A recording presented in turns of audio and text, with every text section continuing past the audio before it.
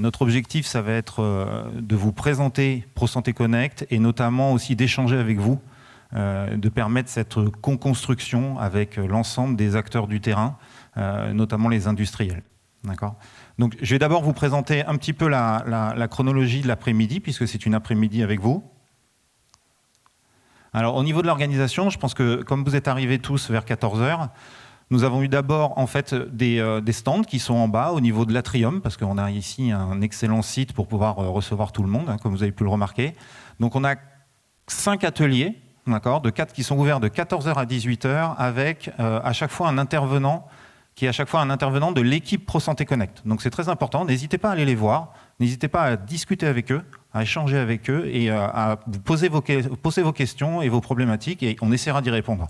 L'intérêt, c'est de pouvoir vous montrer en fait qu'on est proche de vous et qu'on vous écoute. D'accord ? Donc rapidement, les 5 stands sont les moyens d'identification électronique de ProSanté Connect, les statistiques et qualité de données. On pense que c'est une information qui est extrêmement importante à vous présenter, parce que ProSanté Connect va être au cœur en fait, de l'identification. Donc à chaque fois qu'un acteur va l'utiliser, il va générer des traces, générer des logs, et donc on a un certain nombre d'informations qui sont pertinentes à vous proposer. On a aussi un focus avec un stand forcément sur notre moyen d'identification électronique un peu phare du sujet, qui est l'application ICPS. Ensuite, on a un stand sur les audits et Ségur, qui est un sujet qui est extrêmement important, on pense pour vous, aussi pour nous, sur tout ce qui est conformité, parcours au sein du Ségur et aussi toute notre démarche qu'on est en train de mettre en place sur la vérification de cette conformité. Et ensuite, bien sûr, un dernier stand forcément pour vous présenter le parcours de raccordement pour tous ceux qui ne l'auraient pas encore intégré ProSanté Connect, ainsi que tout l'outillage qui vous est proposé pour pouvoir l'intégrer correctement au sein de votre solution, pour pouvoir le tester et vérifier que tout cela fonctionne bien. Donc ça, ce sont des stands qui sont disponibles de 14 h à 18 h. N'hésitez pas aussi à poser des post-it sur ces stands si vous voyez des choses auxquelles on n'a pas répondu, des questionnements, des interrogations. On en parlera juste après, il y a un temps d'échange spécifique pour ça. Là, ce qui va nous occuper de 15 h à 16 h, c'est un échange où on va parler avec une personne du ministère, une personne de l'assurance maladie, de tout ce qui est des personnes de l'ANS sur ProSanté Connect, son historique, quelques chiffres, d'accord, et la relation avec la communauté. Ça va nous occuper jusqu'à 16 h. Puis après, on aura un temps de 16 h à 17 h autour des stands. Vous pourrez redescendre et aller sur les stands, reprendre un petit peu les informations qu'on vous aura données. Et ensuite, à 17 h, on se retrouvera ici, d'accord. Et l'objectif qui est très important, c'est qu'on va échanger ensemble sur ce que pourrait être ProSanté Connect demain, sur les évolutions, sur ce qui ne vous convient pas aujourd'hui, sur les interrogations, sur ce que nous on a en tête, et ça sera vraiment un échange, c'est-à-dire que c'est pas du tout descendant. Vous allez pouvoir prendre la parole, on va lire certains post-it et on va essayer de répondre et de voir avec vous quelles sont nos idées, quelles sont nos pensées autour de ProSanté Connect et comment on anticipe ce service pour demain. Voilà, donc c'est très important. Pour l'instant, et alors ensuite, bien sûr, à 18 h, vous pourrez enchaîner avec un cocktail qui devrait être sur le rooftop si je ne me trompe pas. Alors, je vais maintenant passer la parole à ma directrice, Annie Prévost, qui nous soutient énormément sur cet événement. Merci Joachim. Je n'ai pas été invitée au cocktail, moi, c'est fait exprès. C'est une erreur. Bonjour à tous, merci à tous d'être là aujourd'hui. Il y a quelques visages connus, hein, il n'y a pas longtemps.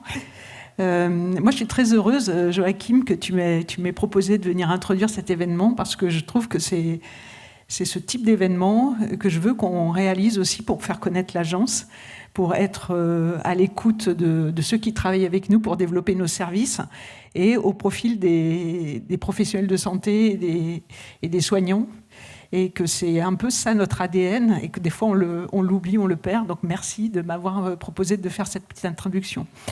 Et donc, ProSanté Connect, quand même, maintenant, vous êtes un des sujets phares de la feuille de route du numérique en santé, puisque ça fait partie des 2 sujets que j'ai présentés lors du lancement de la feuille de route du numérique pour tous ceux qui ont été très attentifs. Vous l'avez vu, donc un des produits phares. Et tu m'as demandé de réfléchir à qu'est-ce qui me revenait comme anecdote sur ProSanté Connect. Alors je me suis dit, il m'a dit, il m'a dit, il y en a une qui doit te revenir, mais en fait il y en a 2 qui me reviennent. Alors il y en a une, c'est vrai que j'étais pas encore arrivée à l'agence du numérique en santé. mais j'avais été retenue, c'était au mois d'avril, je crois, au moment de la première feuille de route. Et donc, j'ai eu l'occasion d'être invitée par l'équipe de la DNS de l'époque et par l'ANS, qui s'appelait la ZIP Santé, au lancement de la feuille de route, et où il y avait des stands, et où il y avait une présentation de ProSanté Connect. Je crois que c'était Nathaël qui présentait tout le dispositif, juste à côté d'ailleurs de la nouvelle carte vitale dématérialisée. Et je m'étais dit, c'est pas mal ce truc, mais ça m'a l'air... c'était très bien présenté, mais c'est un peu techno, quoi. À quoi ça va servir, ce truc? Là, je me suis dit, on a créé un service qui était un service essentiel. Et la Covid, ça nous a permis de régler un certain nombre de sujets, notamment le déploiement, l'utilisation de la ICPS ProSanté Connect dans les hôpitaux, avec des infirmiers, par exemple, qui n'étaient pas inscrits à l'ordre, ce qui avait créé quelques petits sujets dont on a parlé à midi, mais qui a permis aussi de développer des services. Et je me suis dit, voilà, ça y est, on y est. Et depuis, on y est grâce à tous, grâce à vous. Et dans la troisième anecdote, la semaine dernière, je te l'ai dit, j'étais à une présentation dans un colloque à Marseille, et j'ai vu 2 DSI d'hôpitaux du Sud qui m'ont dit, mais ce que vous faites sur les task force MIE et sur ProSanté Connect, avec la diversification des moyens d'authentification, avec la CPS, la ICPS, bientôt les clés FIDO, tout ce que vous faites, franchement, c'est super bien. Et nous, on est à fond pour être dans l'époque et tout, parce que ça nous apporte vraiment des usages au niveau des hôpitaux. Ça m'a fait hyper plaisir. Je me suis dit, quand même, que de chemin parcouru en peu de temps, finalement. Donc, voilà, merci à vous tous pour ça, parce que tout ça, on l'a développé avec vous, et on compte bien continuer de le développer avec vous. Je crois que Joachim l'a dit, il va le dire. Il veut vraiment faire en sorte qu'animer cette communauté des éditeurs de logiciels pour que vous puissiez aussi partager. Vous avez eu des bugs, ça a plus ou moins bien marché, mais vous avez trouvé des solutions. Les partager avec les autres, parce qu'on pense que ça va vraiment accélérer le dispositif. On a mis en place avec la DNS un dispositif qui s'appelle Sentinelle, qui fait aussi remonter tous les bugs, tous les irritants, et y compris les irritants métiers, et peut-être si on n'est pas sur les irritants, pour les réintégrer dans le produit, donc vraiment dans un dispositif d'amélioration continue.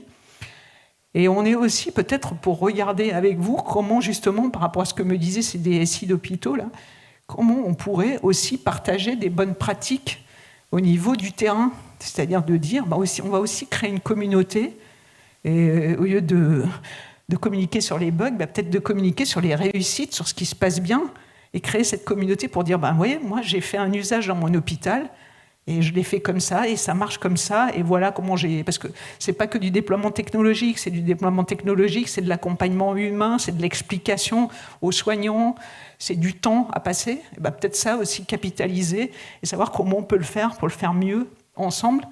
Et franchement, je trouve que c'est vraiment intéressant, la démarche que vous avez proposée aujourd'hui de faire.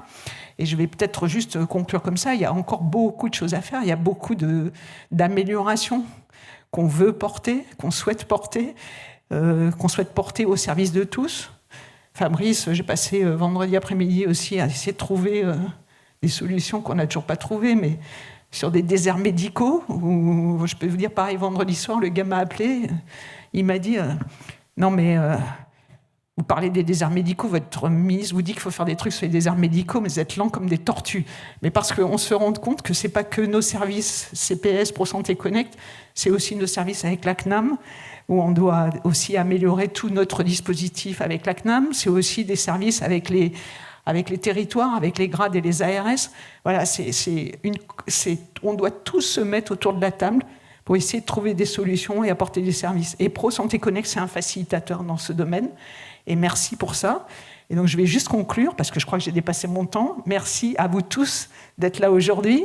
Merci pour l'énergie que vous mettez. Je sais que pour les premiers qui ont adopté ProSanté Connect, ça n'a pas toujours été facile.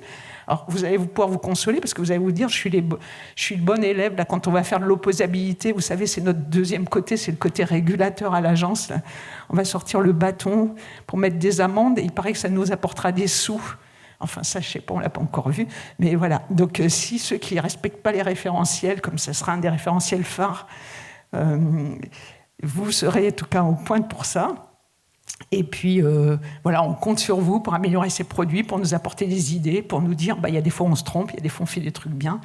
Merci à tous. Merci à l'équipe de Joachim. Je sais que ça vous a pris aussi beaucoup de temps pour préparer cet événement avec les autres équipes internes. Merci à la DNS de nous soutenir dans ce déploiement de produits. Et puis, je vous souhaite une bonne après-midi. Puis, puisque je suis invitée au cocktail, j'essaierai peut-être de passer une tête. Voilà, merci à tous. Merci beaucoup. Merci beaucoup à Annie Prévost, directrice de l'agence ANS.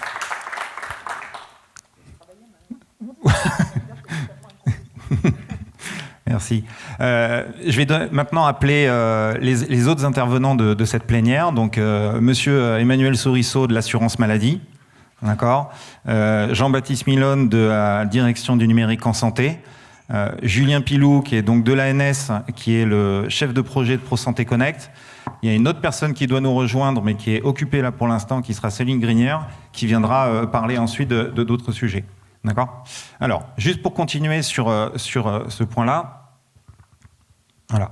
Je vais vous faire un peu d'historique du projet de ProSanté Connect. Je pense que c'est important. Madame Prévost, vous en avez touché un mot tout à l'heure. Vous allez voir que la genèse d'un projet dans la santé, en fait, ou d'une manière générale, quand c'est un projet gouvernemental, c'est des petites briques ajoutées les unes derrière les autres. Et alors, elle a déjà parlé de l'anecdote du 13 août, et donc je vais aborder ce sujet-là. En gros, ProSanté Connect, en fait, ça vient d'une première idée, c'est qu'on a aujourd'hui une carte CPS en fait qui est intégrée à tous les, on va dire tous les médecins libéraux dans leur cabinet pour faire de la facturation. Donc en fait globalement en fait pour la France, on va dire que on a déjà un service numérique en santé, le premier qui est la facturation avec un système d'identification et d'authentification fort, la carte CPS. Le problème, c'est qu'on avance en fait dans la technologie, on voit les avènements des gros comme Google, Amazon, Facebook, Microsoft, Apple, etc., qui proposent beaucoup plus de mobilité, des nouveaux services, des services dans des navigateurs, etc. Et au bout d'un moment, en fait, l'assurance maladie, l'ANS, le ministère, nous dit c'est bien la carte, mais qu'est-ce que vous proposez pour la mobilité ? La carte, ça reste statique, en fait. D'accord ? C'est quand même compliqué, il faut un lecteur, etc. Donc on commence à étudier le sujet. Et donc, c'est avant 2018. En 2018, en fait, on a une démo qui nous est présentée par notre prestataire sur la carte CPS et qui nous montre quelque chose qui a l'air assez sympathique sur la base d'une application. Et à l'époque, ça s'appelle e-santé wallet. On me donne ce projet-là. On me dit, écoute, vas-y Joachim, essaye.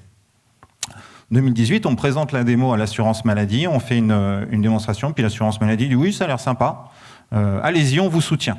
Et vous aurez un service, donc l'assurance maladie nous a dit, vous aurez un service qui utilisera ProSanté Connect, alors à l'époque pas ProSanté Connect, donc e-santé wallet, et qui aura donc un intérêt pour pouvoir faire des tests et des bêta-tests.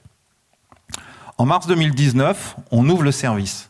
En fait, la difficulté qu'on a en mars 2019, c'est qu'on découvre, et alors je ne sais pas si monsieur Petoton de la com est ici, de l'ANS, en fait, on découvre en fait en mars 2019 que c'est pas un produit qu'on fait, que c'est pas un service qu'on fait, c'est deux. En fait, on fait la ICPS, d'accord, mais on fait aussi un fournisseur d'identité, un fédérateur de fournisseurs d'identité par la suite, ProSanté Connect. On se réunit une heure et on crée ProSanté Connect et ICPS. Il n'y a rien d'exceptionnel forcément pour quelqu'un de l'extérieur qui techniquement sait ce que c'est, etc. Mais au niveau de la santé, sur tout un écosystème, en fait, c'est fondateur. Ça veut dire qu'on est en train de dire, on est en train de construire l'identification et l'authentification en mars 2019 de demain. Et ça se construit comme ça. D'accord ? Donc aujourd'hui, on a, en mars 2019, à date, on n'a pas d'usage, on n'a rien, on ne sait pas encore, on avance dans le vague. D'accord ? On présente en fait ProSanté Connect et la ICPS, comme le disait Madame Prévost, on le présente à la DNS, toute fraîchement nommée DNS, qui tout de suite voit le potentiel et l'intérêt pour Ma Santé 2022. Donc on crée automatiquement un besoin en fait, en faisant un service socle au sein de Ma Santé 2022. Alors la petite difficulté qu'il faut bien comprendre, c'est que nous on avait au départ un projet qui était en bêta-test jusqu'à mars 2020. Bien entendu, le ministère généralement a des directives un peu dures. Donc il a fallu qu'on sorte le produit en septembre 2019. Pour ceux qui font un peu de développement, vous voyez bien qu'il y a un petit écart entre mars 2020 et septembre 2019. C'est pas tout à fait la même chose, surtout quand on vous prévient vers avril. C'est un petit peu délicat. Alors, j'ai envie de dire ça va. C'est-à-dire en fait, on a accéléré la mise en production de notre bac à sable. Et puis c'est quand même une bonne nouvelle. Quand vous présentez quelque chose et que le ministère vous soutient, vous dit c'est ça vers ça qu'il faut aller, vous allez être soutenu, on va vous donner du budget, etc. Donc voilà, c'est génial. Mars 2020, en fait, ProSanté Connect est sous le coude. On va dire qu'il n'y a pas beaucoup d'usage. L'assurance maladie a fait un petit service, d'accord, dans un coin qui a un petit peu d'usage. On va dire il y a quoi, une poignée de professionnels de santé qui nous remontent leur retour. Donc, ce qui se passe à ce moment-là, c'est qu'on a le Covid. Le Covid, il faut sortir des services rapidement. On est dans une crise sanitaire qui est en train de poindre le nez. On est en mars 2020, si vous vous souvenez, c'est les premiers confinements. D'accord ? La semaine du premier confinement, en fait, on intègre ProSanté Connect sur ProTous Anti-Covid. C'est la partie Tous Anti-Covid pour les professionnels de santé. En fait, le ministère nous choisit, nous, comme solution d'identification et d'authentification pour tous les services anti-Covid. Pourquoi ? Parce que ProSanté Connect, on a prouvé que c'était facile à intégrer. Parce qu'on a tous les professionnels de santé qui sont dans ProSanté Connect grâce à notre référentiel des professionnels de santé qui est le RPPS. Mais on fournit 2 moyens d'authentification. Un, qu'on va dire sédentaire, qui est celui dont on a parlé tout à l'heure, qui est la CPS, mais aussi la ICPS, qui va répondre à des problématiques en officine, qui va répondre à des problématiques sur les vaccinodromes, qui va répondre, etc., etc. Et puis surtout, ProTous Anti-Covid, ils intègrent ProSanté Connect en 24 heures. Alors, très honnêtement, toutes les équipes étaient sur le pont, d'accord ? Mais quand même, c'est intégré en 24 heures, d'accord ? Et puis, ça fait boule de neige derrière. Février, ça devient vraiment un service qui est un service socle du Ségur. En 2021, on a le petit incident, d'accord ? Petit incident qui a été très violent, vraiment très violent. Honnêtement, faut s'imaginer que si vous commencez à voir le Premier ministre, les directeurs de cabinet, etc., c'est que ça commence à être un gros problème. C'est les gares qui sont bloquées, toutes les gares en France. Là, tout le monde prend conscience, et qu'on ne peut pas se passer vraiment de ProSanté Connect, malgré, vous voyez, ma directrice risquait d'être virée, mais pas de fermer ProSanté Connect, c'est pas tout à fait la même chose. Donc on comprend que c'est un service qui va être critique, mais qui va être aussi extrêmement sensible. Donc depuis 2021, les équipes, en fait, en gros, on rajoute des fonctionnalités, mais on travaille énormément à ce que le service soit de plus en plus solide. D'accord ? Ça va sur plein de choses, et donc vous pouvez voir sur les slides que, en fait, en janvier 2022, là où le 13 août, on avait planté pour à peu près 4,5 millions, d'accord, d'utilisation sur quelques jours. En fait, en janvier, on tient 11 millions par mois. D'accord ? Donc tout de suite, c'est beaucoup plus fort. Et vous voyez qu'on augmente petit à petit. On commence à avoir 300 000 ICPS actives en 2022. En 2023, on fait plus 108% de services. Donc très honnêtement, aujourd'hui, on en a 290. D'accord ? Donc on a tout de suite augmenté rapidement. Mailiz devient en février 2023 le premier service utilisateur de ProSanté Connect.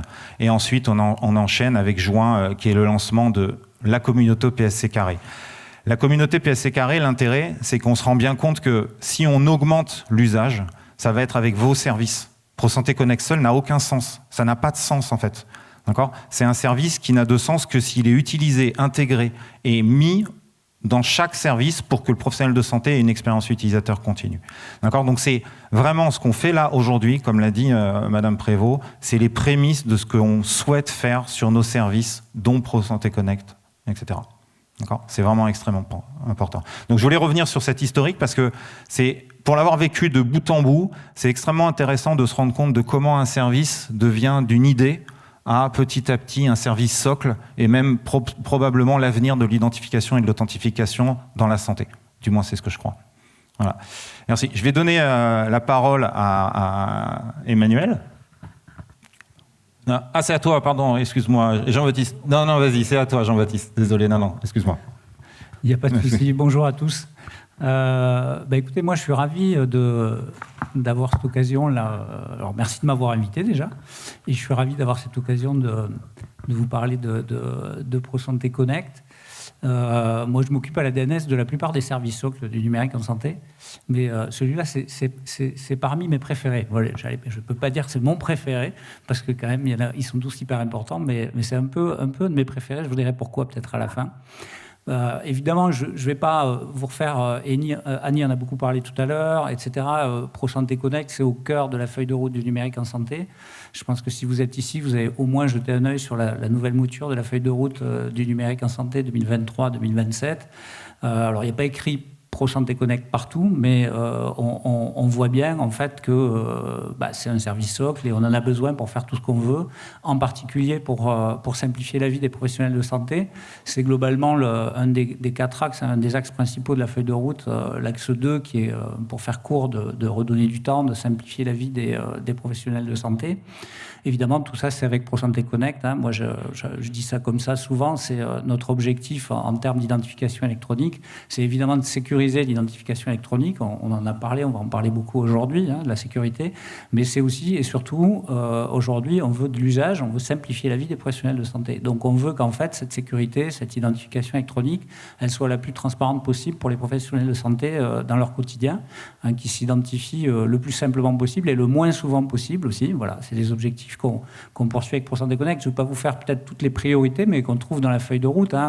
Permettre aux professionnels d'accéder à l'historique de santé des patients, ça c'est le DMP. Aujourd'hui, pour accéder au DMP, aller consulter un DMP, un professionnel, que ce soit dans un service d'urgence ou dans un cabinet médical, il y a des règles. Pour accéder à des données de santé personnelles, il doit utiliser un moyen d'identification à 2 facteurs. Voilà, on a ProSanté Connect pour faire ça de manière simple. Voilà, il y a beaucoup de priorités que vous connaissez probablement dans la feuille de route. Améliorer l'intégration, l'ergonomie des services SOC, voilà, ça en fait partie. Déployer le bouquet de services aux professionnels, voilà, vous l'avez compris, demain on veut donner accès aux professionnels à un bouquet de services numériques référencé par la puissance publique. Je ne vais pas refaire toutes les descriptions, mais à l'origine de ça, à la base de ça, il y a une authentification par ProSanté Connect pour permettre à un professionnel, sans avoir à se réauthentifier, de naviguer d'un service numérique à un autre. C'est aussi, pour dire un mot de l'écosystème plus large, c'est aussi simplifier l'accès des professionnels. On dit souvent professionnels de santé. Aujourd'hui, on parle le monde ProSanté Connect, c'est pas que les professionnels de santé au sens médecin, etc., profession réglementée. Il y a une évolution juridique qui a eu lieu l'année dernière. Moi, je parle souvent de professionnels en santé. On parle de tous les professionnels qui exercent dans le système de santé, qui demain ont besoin d'un moyen d'authentification sur des services numériques. C'est à tous ces gens-là, qui sont plusieurs millions, que ProSanté Connect est destiné. Et au passage, dans cette priorité 9, on parle des gens qui utilisent les outils de coordination régionaux, en particulier dans le secteur social et médico-social, qui sont demain, dès aujourd'hui, et qui vont l'être de plus en plus des utilisateurs de ProSanté Connect. Voilà, donc évidemment, ProSanté Connect au cœur de la feuille de route, il y a des objectifs chiffrés, je ne sais plus sur quelle priorité, mais clairement, aujourd'hui, on vise, je l'ai négocié de haute lutte avec Joachim il n'y a pas très longtemps, 1 million de professionnels connectés par jour en 2027. Il était un peu mitigé, il trouvait ça ambitieux, mais il l'a dit lui-même, le ministère a coutume de fixer des objectifs ambitieux, donc je reste fidèle à la tradition. Et donc, vous l'avez compris, il y a quand même des investissements massifs qui sont faits par la puissance publique dans ProSanté Connect. On y croit beaucoup pour sécuriser, simplifier l'IE. L'objectif, c'est, feuille de route, c'est de faire de ProSanté Connect une fédération, la fédération ou le fédérateur de fournisseurs d'identité de référence sectorielle du secteur de la santé. On a posé ces dernières semaines, ces derniers mois, une vision un peu, on a appelé ça notre carte postale du futur de ProSanté Connect en 2027, qui est un peu la feuille de route opérationnelle de ce service. Alors je ne vais pas tout vous faire, là aussi il y a des points de suspension d'ailleurs, ce n'est pas forcément l'objectif aujourd'hui, mais évoluer vers des niveaux de sécurité substantielle IDA. La haute disponibilité, je ne vais pas vous l'en faire, évidemment, ProSanté Connect, c'est déjà de la haute disponibilité, mais on va dire que les objectifs, c'est de la encore plus haute disponibilité, et ça s'arrêtera probablement jamais, puisque c'est une limite un peu infinie, mais c'est évidemment des objectifs d'ergonomie, la diversification des MIE. Annie l'a évoqué tout à l'heure. Aujourd'hui, ProSanté Connect, c'est des cartes CPS ou CPX et des ICPS. Demain, c'est d'autres moyens d'identification, puisqu'on souhaite que ce soit accessible encore au plus grand nombre, avec pourquoi pas des clés FIDO, des cartes FIDO par exemple. C'est l'ouverture de ProSanté Connect aussi un peu plus large au monde de l'IAM, des outils de SSO. C'est l'ouverture à de la délégation à d'autres fournisseurs d'identité, moyennant un cadre de confiance sur lequel on est en train de travailler. Voilà, c'est évidemment l'accès à l'ensemble des services SOC du numérique et en particulier les services de l'assurance maladie, mais peut-être que Emmanuel en dira un mot juste après moi, je ne vais pas m'étendre là-dessus. Le bouquet de services professionnels, j'en ai parlé. Puis enfin, faire de ProSanté Connect cette fédération-là de référence. C'est un défi pour les équipes ProSanté Connect, c'est un défi un peu pour nous tous, là, pour cette feuille de route. C'est un défi surtout à l'échelle d'un écosystème. Donc l'écosystème, on y travaille dans le cadre du programme Ségur numérique. Aujourd'hui, l'implémentation de ProSanté Connect, elle est obligatoire pour tous les logiciels métiers des professionnels de santé qui sont référencés dans le cadre des programmes Ségur et qui sont financés, entre autres, pour ça. C'est bien évidemment, et c'est pour ça qu'on est là aujourd'hui, développer une communauté. Une fédération, c'est d'abord une communauté de multiples acteurs, de femmes et d'hommes, là, dont on fait tous partie aujourd'hui. Dans cette communauté, il y a des éditeurs, ce qu'on appelle des entreprises du numérique en santé, que ce soit des éditeurs de logiciels métiers pour les professionnels, des éditeurs de logiciels d'IAM, SSO dans les structures hospitalières, par exemple. C'est aussi, on ne le dit pas tout le temps, quand on dit ProSanté Connect, on voit la ICPS, etc. Mais derrière ProSanté Connect, il y a le répertoire RPPS, il y a toute la problématique de l'enregistrement, de la vérification d'identité des professionnels de santé, qui sont des processus sur lesquels on travaille aussi avec les ordres nationaux des professionnels de santé. Des fédérations de toutes sortes, etc., et des acteurs nationaux et régionaux. J'évoquais tout à l'heure les éditeurs d'outils de coordination en région. Voilà, donc c'est tout cet enjeu-là, ce défi, c'est ensemble en fait qu'on veut le relever. Au passage, c'est l'occasion de dire quelques mots aussi sur une task force. Je crois que le mot a été cité tout à l'heure par Annie aussi, je crois. On est en train il y a un objectif très fort là, la priorité action 8.5 de la feuille de route qui est ambitieuse et qui est liée aux établissements de santé. On veut déployer dans les 3 années qui viennent, mettre à disposition des professionnels, en particulier dans le monde hospitalier, aussi dans les établissements sociaux et médico-sociaux, des moyens d'identification à 2 facteurs pour que tous ces professionnels puissent accéder aux données de santé des Français. Donc on a un gros programme là qu'on est en train de monter, qu'on appelle une TF, une task force en fait, dédiée à ça, avec des gens de la DNS, de l'ANS, de l'assurance maladie, et puis surtout pour aller chercher sur le terrain des établissements de santé, des établissements sociaux, médico-sociaux qu'on souhaite accompagner avec des financements pour qu'ils mettent en œuvre demain les briques qu'il faut pour permettre cet accès simplifié des professionnels à l'ensemble des services que j'ai évoqués. Voilà, et puis, comme je disais au début, c'est un de mes services SOC préférés, c'est pas tout à fait vrai, mais en tout cas, je voulais dire un petit mot, je crois qu'aujourd'hui, on dit un petit big up, là, mais pour l'équipe de ProSanté Connect, en tout cas, avec qui moi je travaille presque tous les jours, et en tout cas, c'est du bonheur, c'est une super équipe, et c'est vachement sympa de travailler avec eux, et voilà, moi j'ai coutume de penser que ProSanté Connect est une start-up de Paris Santé Campus. Je fais gaffe parce que des fois je dis Paris Santé Connect, mais c'est une vraie start-up. C'est des gens qui font de la R&D, c'est des gens qui ont devant eux une perspective de croissance énorme dans les prochains mois, les prochaines années. C'est des gens qui rendent super sexy un problème qui est à la base hyper tech. Et je trouve que c'est un super job. Et ce truc, la PSC carré ou PSC at PSC, là, ça a tout son sens. Et vous êtes ici en bonne place, me semble-t-il. Merci beaucoup, Jean-Baptiste.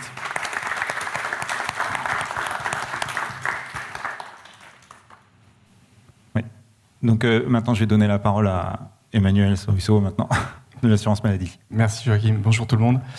Alors, pour vous parler un peu de ProSanté Connect et notre vision, notre perception de ce sujet-là, je vais vous remettre un contexte un peu particulier. On en a parlé parce que je pense que c'est à peu près la même période où, en fait, côté assurance maladie, on a été violemment attaqués. Nos services ont été vraiment fortement attaqués. Amélie Pro a été attaquée. Je pense que c'était à peu près dans les mêmes périodes. Et en fait, la notion de sécurité est un élément qui est devenu vraiment prégnant.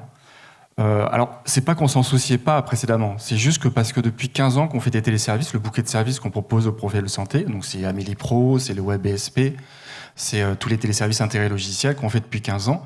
En fait, on s'est glissé dans le sillage de ce que ces Invital avaient mis en place. Donc la carte CPS, on s'est glissé sur ces usages-là. Donc on était, on va dire, confiant sur le fait que la sécurité était portée par ce moyen-là. Et effectivement, pendant 15 ans, on a rarement vu, voire jamais vu, d'attaques à travers des cartes CPS. Mais là, en fait, la cyberattaque commence à prendre des proportions quand même assez compliquées. Et donc là, on a pris conscience, effectivement, que on mettait un dispositif avec un niveau de richesse, parce que c'est des services derrière, c'est des données, c'est vos données qu'on partage, et on a besoin de sécurité. Et donc, pour nous, Prosanté Connect, c'est d'abord un gage de sécurité. Apporter de la sécurité, c'est qu'effectivement, on parle beaucoup de faciliter l'usage, rendre transparent les parcours d'utilisateurs des professionnels de santé. N'empêche qu'il faut quand même qu'on soit vigilant à ce que tout ça se fasse avec un guideline qui est la sécurité. Donc ça, c'est déjà un contexte que nous, on a assimilé depuis quelques années et pour lequel, en fait, on se retrouve quand on travaille sur Prosanté Connect. Quand on dit ça, évidemment, après, ce qui se passe, c'est que on commence à travailler avec l'ANS, on voit effectivement l'apport que ça a en termes de solutions, de sécurité. Mais en fait, on y voit d'autres avantages aussi. Et c'est ce que disait un peu dans l'historique qu'a fait Joachim. On voyait que par petits pas, par petites touches, on touchait des cibles. Et on voyait qu'en fait, finalement, Prosanté Connect, par cette modalité qui est quand même nouvelle, c'est pas une carte plastique avec un lecteur, avec des composants. Enfin, pour tous ceux qui connaissent ça, c'est quand même un peu la galère, on va dire, au quotidien pour les professionnels qui sont adossés à ça. C'est quand même, on va chercher des usages qui sont différents. On parle de mobilité, c'est peut-être une évidence, mais c'est hyper important. On a ouvert effectivement, nous, des services sur mobilité avec Prosanté Connect. Les premiers qui nous ont dit que c'était vraiment un gain pour eux, c'était les infirmiers. Parce que les infirmiers sont en permanence en déplacement et ils ont besoin de se connecter à Meli-Pro tout le temps. Et en fait, jusqu'à présent, on ne proposait qu'une connexion avec le lecteur de la carte CPS, donc c'était contraignant pour eux. Et dès lors qu'on a ouvert en ICPS, pour eux, c'était un gage de service en plus, parce que c'était vraiment dans leur quotidien. Donc c'est déjà, en termes d'usage, essayer de s'adosser plus à la pratique des différents professionnels de santé. Et ensuite, effectivement, on en a parlé, c'est que derrière Prosanté Connect, il y a un référentiel. Donc il y a des gens qui sont identifiés, il y a des gens qui sont habilités pour être inscrits dans ce référentiel-là. Donc ça veut dire pour nous, notre téléservice, le bouquet de services, en fait, va pouvoir s'offrir à un panel de gens qui aujourd'hui on n'adresse pas, parce que ce sont des gens qu'on ne connaît pas dans nos référentiels. Je pense par exemple à des salariés. Et c'est important pour nous d'imaginer qu'un service puisse disponible sur un Meli-Pro, soit accessible par un médecin, et que ce médecin soit généraliste en exercice libéral ou dans un centre de santé, lui, il fait le même métier. Donc, il a besoin de faire le même téléservice. Et de dire que là, il ne peut pas parce qu'en fait, il n'a pas le machin, le bidule qui va bien, c'est inaudible de leur part. Donc, ça apporte effectivement des solutions par rapport à des usages qui sont pour nous prégnants, puisque on parle de feuille de route, mais c'est surtout qu'on veut élargir les usages et rendre le service en fait, à tous les professionnels de santé. Donc, c'est cette rencontre en fait, entre un élément de sécurité, parce que c'est quand même, je vous rappelle, des choses qui sont des données sensibles, donc c'est quand même important de rester sensible à cet apport-là. Donc apporter de la sécurité par rapport à cette authentification, apporter de la richesse par rapport à l'identification, donc ça c'est toutes les populations des professionnels de santé qu'on peut adresser, et donc élargir le champ de bouquet de services aujourd'hui.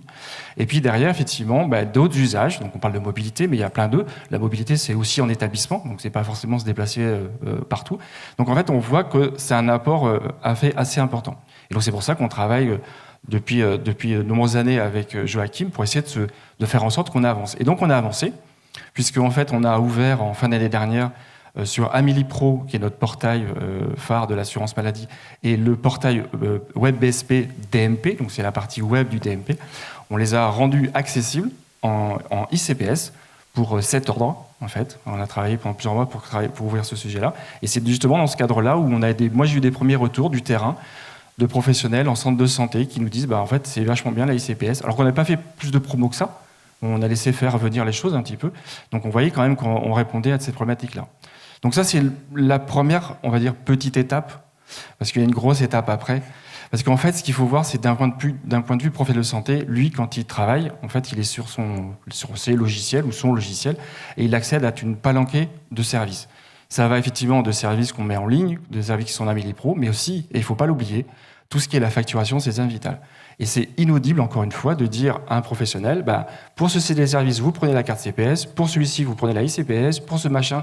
Enfin, voilà. Et donc, le parcours transparent, ça veut dire que tous ces champs en fait, d'usage, tous ces services-là, on doit travailler ensemble pour que la réponse soit effectivement, alors on l'espère, on y travaille pour que la ICPS puisse adresser l'ensemble de ce sujet-là. Et donc c'est pour ça que là, on a initié des travaux depuis l'année dernière, au moins, de manière opérationnelle. On a fait un groupe tripartite, c'est un peu nouveau ça aussi, parce que c'est vraiment des équipes opérationnelles qui travaillent entre l'ANS, le GIE César Vital et la CNAM.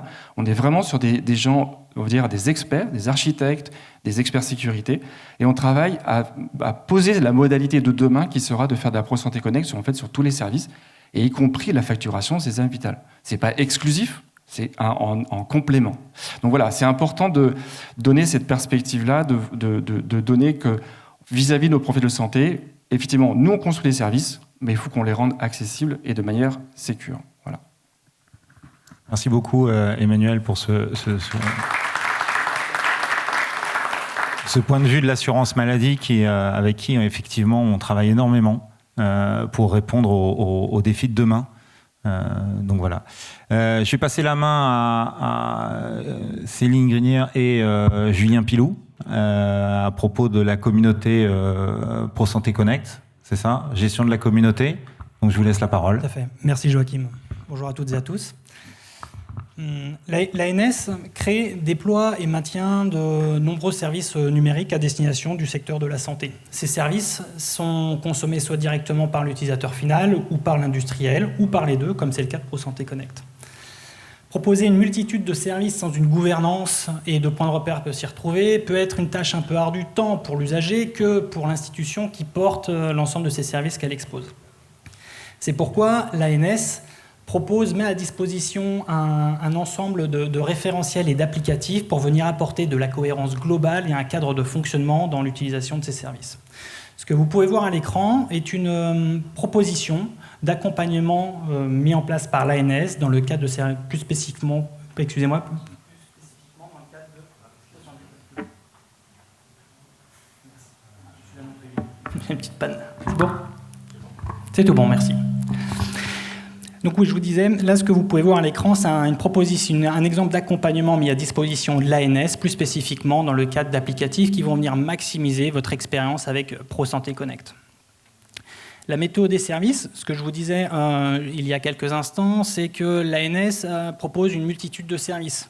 Et c'est une tâche complexe pour une institution que de pouvoir piloter et monitorer l'ensemble de ces services.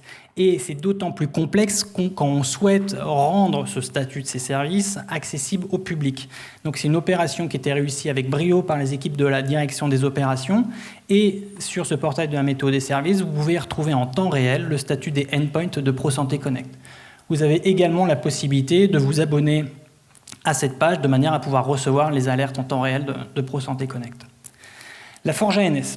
Qu'est-ce qui se cache derrière ? Eh bien, c'est tout simplement un dépôt GitHub sur lequel vous allez pouvoir retrouver l'ensemble des codes sources et des binaires mis à disposition de l'ANS. Dans le cadre de Pro Santé Connect, vous pourrez y retrouver par exemple le connecteur KickLock qui va vous permettre de venir simplifier grandement votre accordement technique à Pro Santé Connect si vous utilisez la brique KickLock. L'approche GitHub est très intéressante. Pourquoi ? Parce qu'on souhaite que vous puissiez contribuer, en tout cas ceux qui le veulent. Et bien sûr, il n'y a pas d'obligation. Vous êtes libre de venir récupérer le code source, de venir l'enrichir avec vos fonctionnalités et de le uploader de manière à en faire bénéficier la communauté. L'espace authentifié, c'est un portail qui était nouvellement arrivé. C'est un nouvel arrivant au sein de l'écosystème proposé par l'ANS qui illustre parfaitement le souhait de l'ANS de positionner une gouvernance et des points de repère de manière à ce que vous puissiez tout simplement gérer au mieux vos services. C'est une tâche, ça a été un vrai défi à mon sens et qui a été relevé. Pourquoi ? Parce que permettre une gestion transverse tout en offrant une expérience utilisateur la plus intuitive possible n'est pas forcément facile. Au sein de l'espace authentifié, vous allez donc pouvoir gérer simplement vos services raccordés à Pro Santé Connect. Participer. Alors, cette plateforme est utilisée par ANS pour venir me soumettre des référentiels à concertation. Ce qu'on peut attendre de cette plateforme, c'est relativement simple, c'est participer. N'hésitez pas à donner vos idées, à apporter vos suggestions, à apporter vos modifications. N'hésitez pas à participer à l'élaboration des référentiels et des stratégies futures.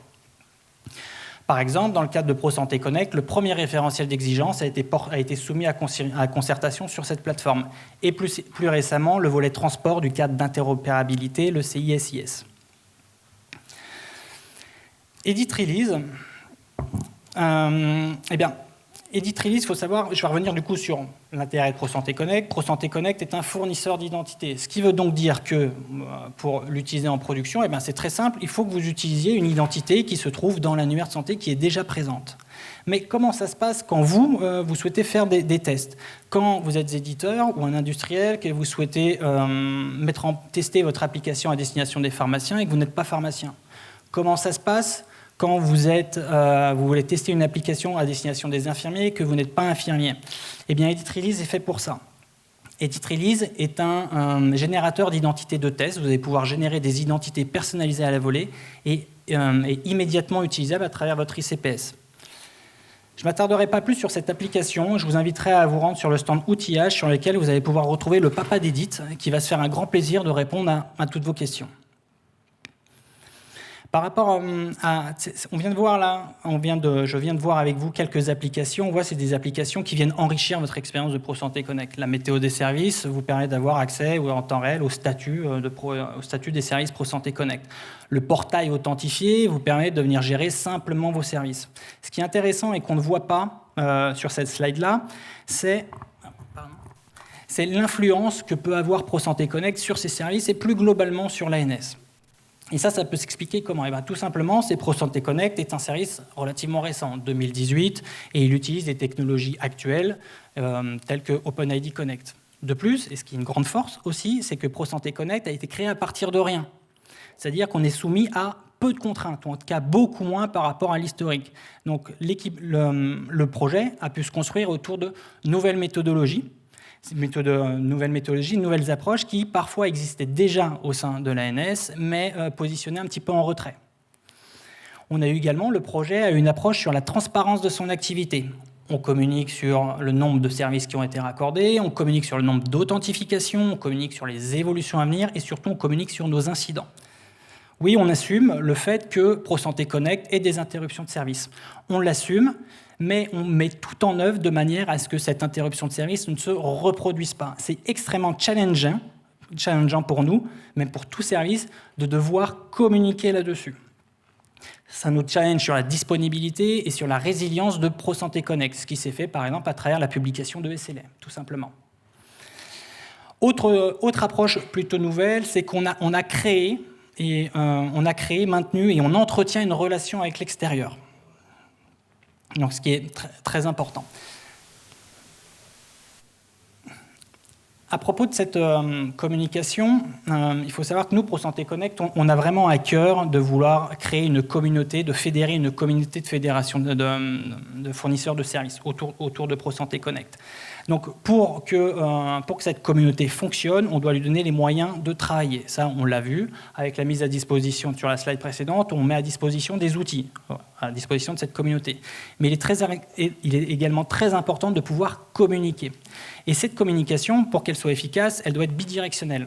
C'est-à-dire, elle doit être descendante et montante. Par souci de transparence, on communique sur les évolutions et sur les incidents dès qu'ils surviennent. Vous pouvez retrouver ces informations sur le portail industriel. On veut une communauté active. Ça tombe bien, ProSanté Connect est un projet actif. C'est pour ça que l'actualité de ProSanté Connect est diffusée tous les mois à travers une newsletter. Et pour cela, on va utiliser les canaux email et site internet, enfin le portail industriel. C'est ce qu'on peut qualifier de communication descendante. Régulièrement également, on organise des espaces d'échange entre fournisseurs de services et l'équipe de ProSanté Connect dans un cadre tout à fait informel. Donc je vous invite fortement à y participer. Vous verrez, c'est très sympa, on parle de tout, parfois on parle de rien. On est en week-end plus vite, vu que c'est le vendredi, donc tant mieux.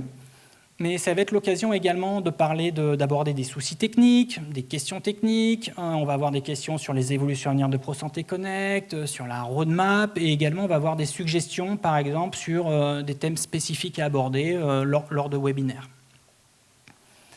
En parlant de webinaires, on en organise régulièrement également sur des fonctionnalités spécifiques. Alors, comment ça se passe sur le thème des webinaires? C'est soit l'équipe ProSanté Connect dit « Tiens, on a livré une nouvelle fonctionnalité, il va être intéressant d'organiser un webinaire à destination des industriels pour vous expliquer comment ça marche, comment le mettre en œuvre, comment le maintenir dans le temps. » peut prendre par exemple la mise en place du CIBA. On a eu des questions sur comment vous avez mis en place la déconnexion, comment on met en place la déconnexion. On a fait un webinaire à ce sujet. Et des fois, on a également des initiatives. Écoutez, moi je suis de la part de fournisseurs de services, dont le MIPI ici présent, que je remercie grandement pour la qualité de sa présentation, qui dit, tiens, moi je suis spécialiste sur la brique Keycloak, donc Keycloak c'est quand même un élément extrêmement important au sein de la gestion d'identité.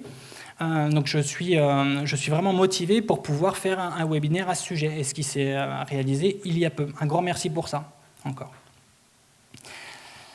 Ces évolutions, donc cette partie-là, les webinaires, c'est ce que je vais appeler la communication montante, parce que c'est ce qui va nous permettre de venir récupérer vos besoins, d'échanger. Preuve en est à quel point ça fonctionne, et surtout qu'on vous écoute, parce qu'on peut dire on met ça en place, mais finalement on ne donne pas suite. La page historique, par exemple, la gestion d'historique des incidents, ou même les temps d'échange totalement informels chaque semaine, est issue d'une suggestion de la part de fournisseurs de services. Donc continuez à y participer, continuez à apporter vos suggestions, parce que vraiment, ProSanté Connect et ses usages, on est en mode co-construction. Nous, on doit adapter nos usages au plus près du terrain, et ces usages, c'est vous qui les connaissez. Quelques chiffres pour ProSanté Connect que vous avez déjà entendus parce qu'ils ont été cités préalablement. Donc on a actuellement 290 services en production, mais on a également 83 services en activité sur le bac à sable. Donc on a un bac à sable assez actif, on a constamment, alors ces chiffres changent chaque mois, en général en augmentation. Donc le bac à sable, c'est qu'on montre qu'on a des fournisseurs de services qui sont actifs sur ce sujet et qui font leurs tests. On a eu un pic d'utilisation mentionné par Joachim à 11,3 millions d'authentifications. On va s'attarder quelques instants sur le schéma, sur le graphique que vous voyez à droite. Alors, il est intéressant à plusieurs niveaux. D'une part, parce que sous la forme d'histogramme, ce que l'on peut voir, c'est le nombre d'authentifications de ProSanté Connect. Alors, bien évidemment, on assiste à un pic assez croissant de ces authentifications. Tout ça pourquoi ? Tout simplement parce que ProSanté Connect a été positionné sur les services liés au Covid. Donc, ce qui explique le nombre d'authentifications croissantes. Heureusement, la pandémie est derrière nous, donc de facto, les services liés à la Covid sont décommissionnés petit à petit, ou en tout cas de moins en moins utilisés, ce qui forcément impacte le nombre d'authentifications de ProSanté Connect. Ce qui est intéressant de voir à ce sujet-là, c'est la courbe jaune que vous pouvez voir. La courbe jaune, c'est le taux de pénétration, le taux d'utilisation de la ICPS. On constate que malgré une baisse des authentifications, liées aux authentifications via ProSanté Connect, on assiste à une augmentation croissante de la ICPS. Donc c'est un MIE qui a tendance à persister dans le temps, à augmenter et à mieux pénétrer les différentes populations médicales.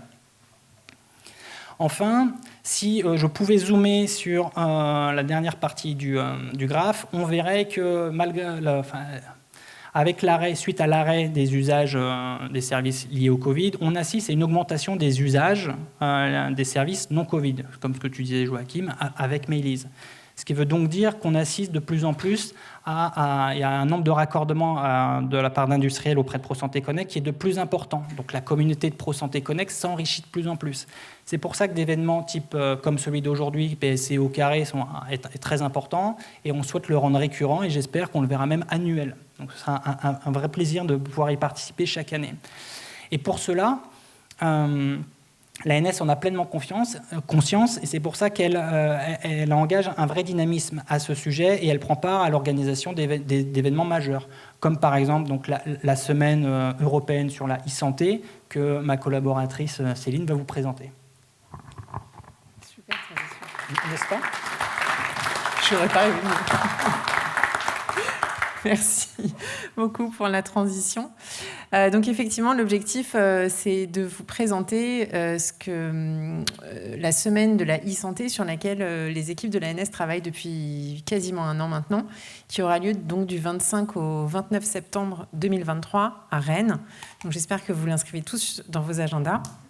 On vous attend nombreux. Rennes, c'est pas loin de Paris. En 1h30 de porte à porte, on y est. Donc, il n'y a pas d'excuse sur le côté « Ah, c'est loin, c'est compliqué ». Donc, c'est hyper facile. L'objectif, là, c'est de vous présenter effectivement assez rapidement l'ensemble des événements qu'on a prévus sur la semaine. Merci, Julien, pour avoir tourné le...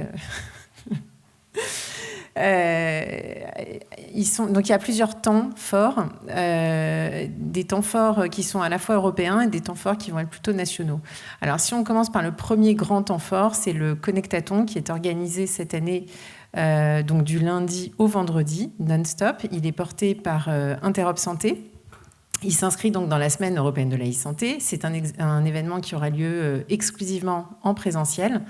Donc, n'hésitez pas à vous inscrire. Je crois que c'est encore possible. L'objectif, là, c'est pour les industriels de venir tester finalement leur profil par rapport aux standards d'IHE. Le deuxième gros événement de test, c'est le Projectathon, qui est pour le coup là organisé par l'ANS, porté par l'ANS. L'objectif, donc en 3 jours, le mardi 26, mercredi 27 et jeudi 28, c'est de vous proposer un marathon assez sympa, dans une bonne ambiance, où vous pourrez venir tester vos profils d'interopérabilité par rapport au CISIS, le cadre d'interopérabilité des systèmes d'information en santé. Donc là, il y a tout un tas de volets qui ont été identifiés et qui vous permettent finalement de venir tester ce sur quoi vous êtes en train de travailler. Donc pendant 3 jours, les développeurs seront là avec des moniteurs pour vous accompagner, débugger et essayer de vous accompagner dans la mise en production de vos solutions. Ensuite, il y a le IHE Experience Day qui est à nouveau porté par IHE et Interop Santé, qui est sur 2 jours, qui est là aussi un événement européen, qui sont des conférences pendant 2 jours. Ensuite, on repasse sur des temps nationaux avec la Journée française de l'interopérabilité qui est organisée par l'ANS en partenariat avec Interop Santé en 2 temps, une matinée organisée par Interop Santé, l'après-midi qui est organisée par l'ANS, où là, les échanges seront plutôt avec des profils, on va dire, plutôt non techniques, des profils de CIO, CTO, COO, politique, différents profils, mais pas des développeurs à proprement parler, pour échanger autour de l'interopérabilité. On va mettre en ligne les programmes d'ici la fin de la semaine, ce qui vous permettra de vous inscrire. Le mardi aussi est organisé un Startup Tour. L'objectif, c'est de permettre à ceux qui ne connaissent pas encore le Projectathon ou le Connectathon de comprendre en fait à quoi ça sert, comment ça marche.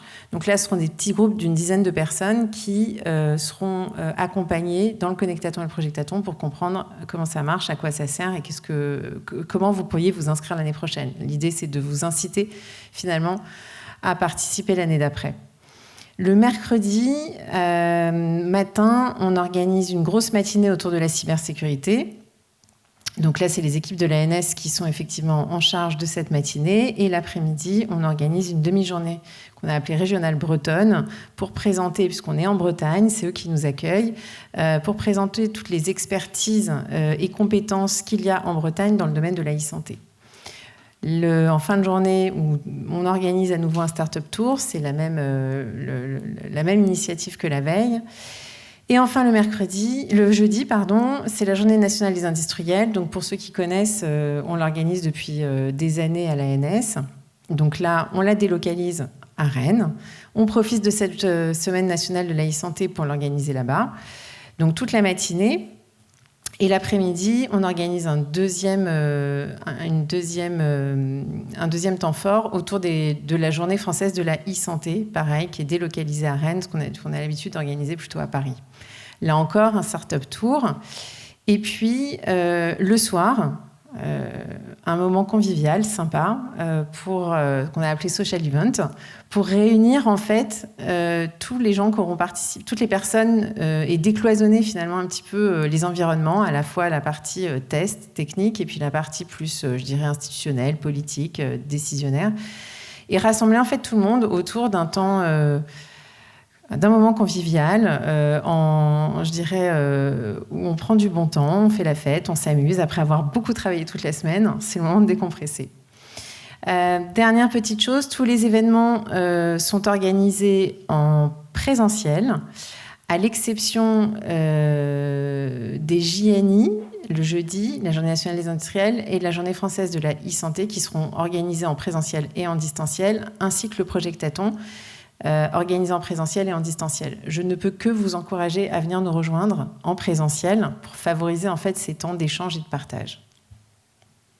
Merci beaucoup. Merci beaucoup, Céline.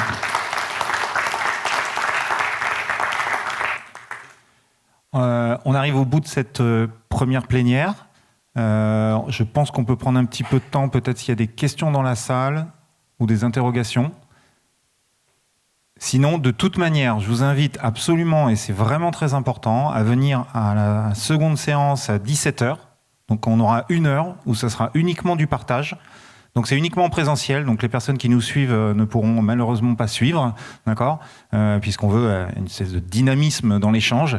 Donc vraiment, venez, allez sur les stands juste après, à la fin, et allez poser vos questions à toutes les personnes de ProSanté Connect qui connaissent, et de l'ANS d'ailleurs, puisqu'il n'y a pas que ProSanté Connect sur les stands, qui connaissent ces sujets-là, ou s'ils ne connaissent pas, vous mettez un post-it et on en discutera à 17h. Donc je voulais remercier Emmanuel Souriceau d'avoir intervenu, merci beaucoup, Jean-Baptiste Milone, Julien, que vous pourrez retrouver sur un des stands, et merci aussi à Céline Gainer d'avoir pu trouver. Et merci à vous d'avoir été présents, merci à ceux à distance aussi. Et voilà, c'est une bonne aventure et une grande aventure qui nous attend. Merci beaucoup.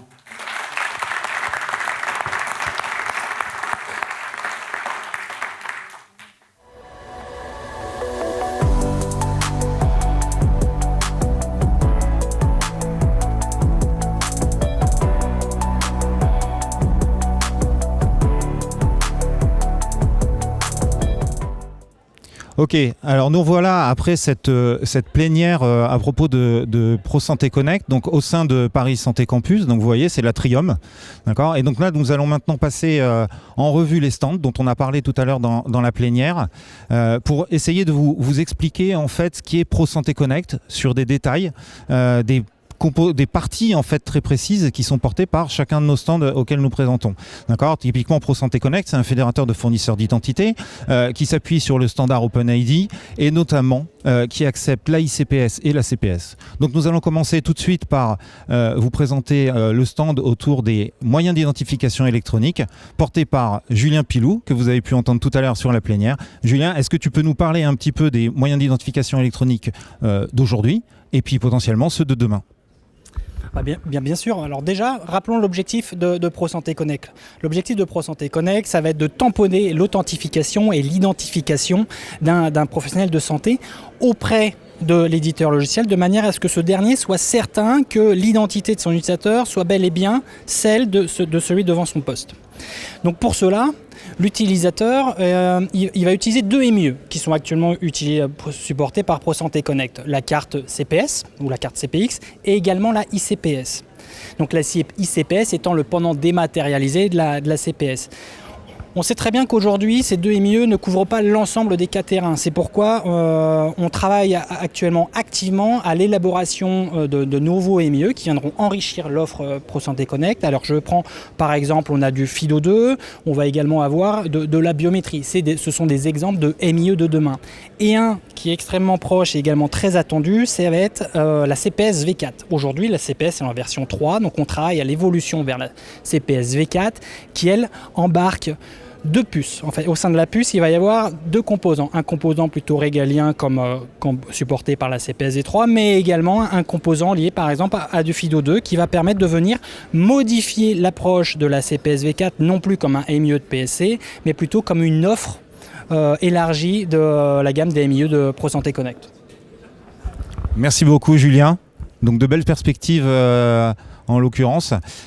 Donc bien entendu, ProSanté Connect, avec tous ces moyens d'identification électronique que vient d'évoquer Julien, forcément ça va générer énormément d'informations, puisqu'à chaque fois qu'un professionnel de santé va utiliser ProSanté Connect, on va avoir nous derrière une trace au sein de ProSanté Connect, une action, d'accord, qu'on va pouvoir tracer tout le long en fait du parcours de l'usage. Donc on va aller maintenant sur le nouveau stand, le second stand, sur lequel on va parler de statistiques, de qualité de données, avec notre interlocuteur Arnaud Bourris. Arnaud, comment peux-tu nous expliquer ce que tu fais aujourd'hui au sein de ProSanté Connect et en quoi ça pourrait aider des fournisseurs de services ? Alors du coup, donc moi je m'occupe de la valorisation des données de ProSanté Connect. Donc il y a une partie sur les données brutes, on va dire, donc pour assurer la traçabilité, éventuellement de la détection de fraude, etc. Et il y a une deuxième phase qui est sur la valorisation statistique, donc avec un enrichissement avec les données du RAS puis des données qui sont donc anonymisées, pseudonymisées, et après une restitution graphique. Donc là, par exemple, c'est un tableau de bord.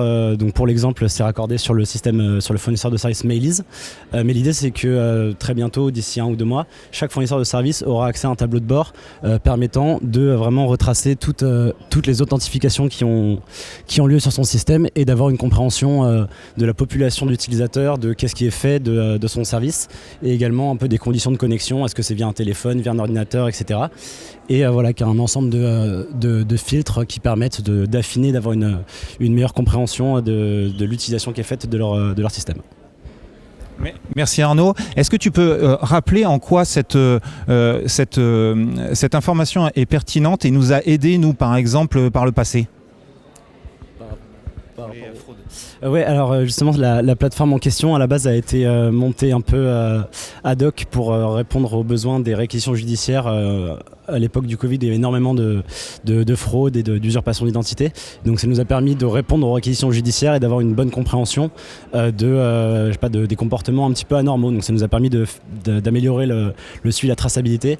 Et du coup, il y a un gros sujet sur lequel on travaille dans l'équipe qui est la détection automatisée. Donc il y a des systèmes de machine learning pour lever des alertes sur des comportements qui ne correspondent pas aux cas nominaux, on va dire. Donc un très grand nombre d'adresses IP différentes, des cas un peu particuliers. Donc l'idée, c'est d'être proactif dans cette détection et de pouvoir signaler auprès des ordres ou auprès de la CNAM s'il y a des comportements qui nous paraissent suspicieux, dangereux, etc. Merci beaucoup Arnaud. On considère que nous, cette application, ce service qu'on va offrir aux fournisseurs de services est extrêmement intéressant parce qu'il va pouvoir permettre à un industriel de pouvoir monitorer son système et de se rendre compte de comment les utilisateurs en fait accèdent à son service. D'où, à partir de quels moyens ils utilisent, à quelle heure, etc., etc. Donc ça pourrait être, même dans un certain sens, être une source de définition d'un business model. D'accord ? Donc c'est vraiment extrêmement important. Maintenant, on va passer à un autre stand, donc le troisième, excusez-moi, qui est le stand du moyen d'identification électronique qui nous semble le plus pertinent aujourd'hui, celui qui a été, comme je l'ai dit tout à l'heure, à l'origine de ProSanté Connect, donc qui est celui de l'application ICPS. Cette application est disponible sur le store, sur le Google Store, d'accord, et sur l'Apple Pay. Je vais devoir déranger un peu l'intervenant, qui répond déjà à un certain nombre de personnes, pour pouvoir vous présenter cette application ICPS. Excusez-moi de vous déranger, désolé. Stéphane, est-ce que tu pourrais nous présenter et nous parler un petit peu de l'application ICPS ? Ok. Bonjour. Donc l'application ICPS, moi je vais vous présenter un tout petit peu la roadmap, mais un peu l'historique sur l'application ICPS. Pour se connecter avec ProSanté Connect, il y a 2 moyens, il y a l'ACPS et la ICPS. Et la ICPS, c'est une sorte de dématérialisation de la carte sous forme d'une application pour smartphone. Donc il suffit de s'enregistrer, il suffit d'être déjà dans le référentiel. Ensuite, on télécharge l'application, on s'enregistre, on a un code PIN. Et dès lors, on peut se connecter aux services qui sont connectés, qui utilisent ProSanté Connect pour l'authentification. Et là, c'est très simple. On se connecte, on reçoit une notif, on tape le code PIN, on est connecté. Voilà, c'est vraiment très simple. Ça ne fait pas exactement toutes les fonctions de la CPS. Il n'y a notamment pas la signature. Ça, c'est le gros sujet et ça viendra sûrement. Et ça fait partie des remontées terrain qu'on a de la part des éditeurs et des clients qui nous remontent des choses sur les stores. On suit les stores, toutes les semaines, on va répondre aux stores. Et donc, dans notre roadmap, on a un certain nombre de sujets qu'on étudie. Donc, parmi les MIE, donc, je viens de le dire, il y avait la CPS et la ICPS. On étudie aussi les clés FIDO2. Parmi les sujets qu'on étudie, il y a aussi la biométrie, faire du PVID, ce qui permettrait aux gens de s'enregistrer avant. Et puis ensuite, on validerait leur ICPS auprès d'une autorité d'enregistrement comme l'ARS ou les établissements. Il y a aussi la ICPS sans contact. Pour l'instant, il faut saisir un code PIN, mais on pourrait très bien présenter le téléphone comme on le fait avec une carte. Et puis, il y a un certain nombre d'autres fonctionnalités qui sont plus pour l'expérience utilisateur, comme par exemple ce qu'on a appelé nous en interne l'avatar, mais en fait, c'est une sorte d'ID personnalisable où on pourrait choisir soi-même son ID plutôt qu'un identifiant RPPS.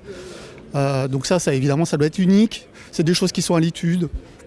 Et après, en termes de parcours utilisateur, il y a certaines fonctionnalités qui devraient arriver, comme la génération de rapports sur la façon dont on utilise soi-même le service. Bon, c'est ce qu'on obtient des fois. Vous avez peut-être ça par exemple sur Google Maps où ils vous disent vos trajets, ce genre de choses.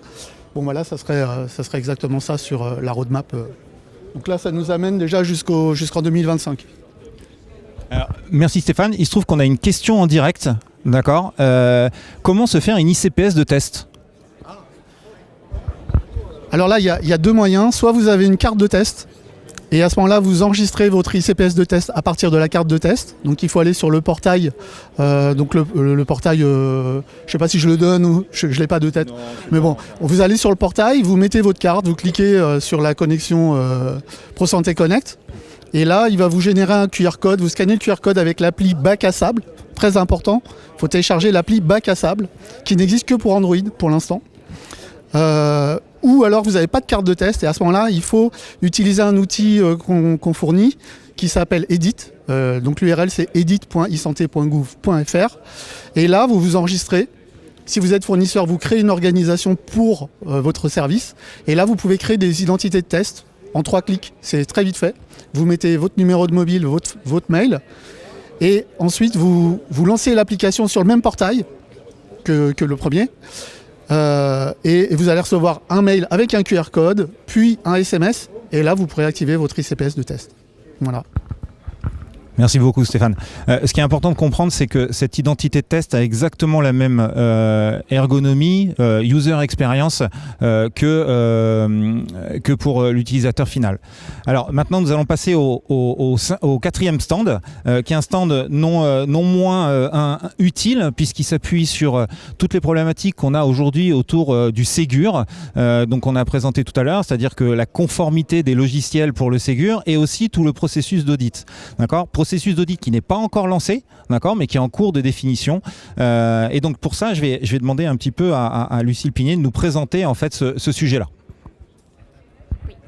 Alors, merci. Et donc, comme l'a dit Joachim, et comme ça a été dit sans doute lors de la première plénière, en fait, ProSanté Connect est un service socle de Ma Santé 2022 et a maintenu cette position jusqu'à présent, puisque cette position est encore confirmée à l'heure actuelle avec la mise en place du Ségur Vague 2. Et donc, c'est dans ce contexte-là que nous avons initié plusieurs parcours tournant notamment autour de la mise en conformité à des exigences et de la fourniture de preuves. Et ce genre de démarche à l'avenir va être renforcé, même si c'est déjà le cas à l'heure actuelle, puisque l'année dernière, c'était le 4 avril 2022. Donc, nous avons rendu opposable notre référentiel avec la publication d'un arrêté qui s'appelle les moyens d'identification électronique immatérielle. Et donc, comme je le disais, ce genre de démarche à l'avenir sera renforcé puisque ProSanté Connect va prendre une place centrale dans la contractualisation entre les éditeurs et les services du numérique en santé. Ce qui amène aujourd'hui en fait l'ANS à vouloir co-construire un écosystème de confiance avec les éditeurs, notamment afin d'alléger en fait cette tâche qui incombe jusqu'à l'heure actuelle aux professionnels de santé. Et donc, comme le disait Joachim auparavant, en fait, un système d'audit va être mis en place. Il a déjà été, commencé à être initié de notre côté. Il prendra sûrement la forme d'un formulaire avec un dépôt de preuves par pièce. Et ces critères et ces spécificités vous seront communiqués à l'avenir dans les prochains mois. Et donc, en fait, ce qu'il faut retenir de cette démarche-ci, c'est que pour l'ANS, il est important de pouvoir prouver qu'un éditeur est un partenaire fiable dans cet écosystème de confiance, globalement. Merci beaucoup Lucille. C'est extrêmement important dans l'écosystème qui a été présenté tout à l'heure en plénière, c'est que justement on fasse confiance et que l'ensemble des utilisateurs fait confiance donc à cet écosystème, et pour cela il faut mettre en place de la conformité, des exigences, des audits pour que tout le monde en fait soit bien au fait du niveau d'exigence qui est attendu et qui est atteint. Surtout. Alors, il y a une question qui a été posée en live, c'est quand est-ce que ProSanté Connect, le support de la CPS sera mis sur le navigateur Chrome? Alors, honnêtement, je suis étonné. Normalement, c'est le cas.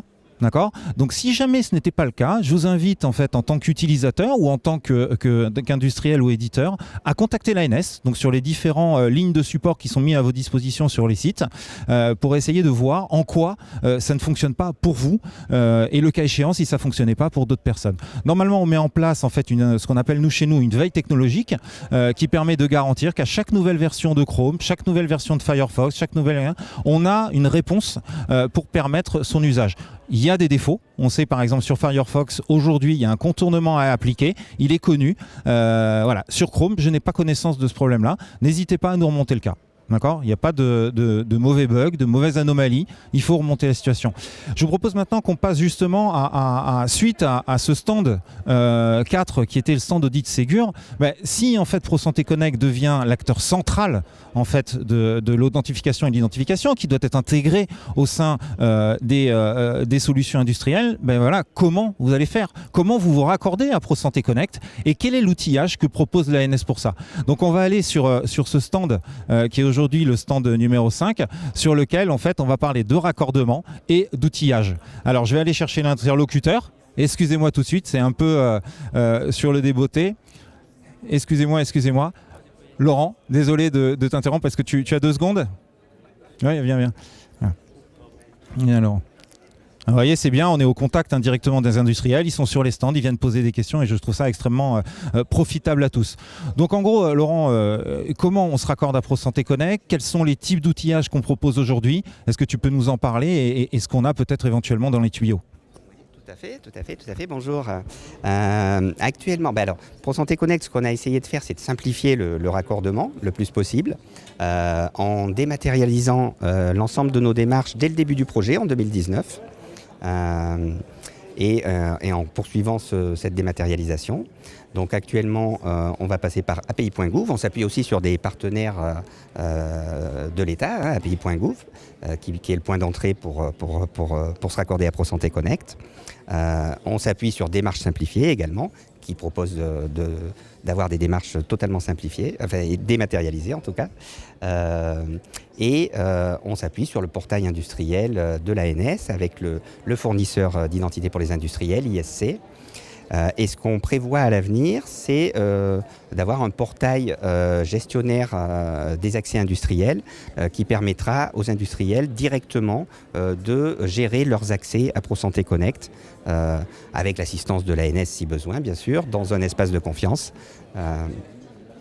Et ça devrait arriver en 2024. D'accord. Donc, merci beaucoup, Laurent. D'accord. Alors on a plein d'outillages aussi autour de ECTA ICPS. On en a parlé tout à l'heure avec Stéphane sur la possibilité de créer son identité de test. Merci beaucoup Laurent. Son identité de test. D'accord. Donc on voit qu'il y a énormément de choses qui sont en construction. Et donc ProSanté Connect est en devenir. D'accord. C'est qu'un début. D'accord, il y a beaucoup de choses à faire. On va continuer sur tout à l'heure une nouvelle plénière, donc bien sûr qui sera qu'en présentiel, comme je l'ai dit tout à l'heure, sur laquelle on va justement, pour ceux qui sont présents, en fait, les industriels, discuter avec eux de ce que ça pourrait être demain.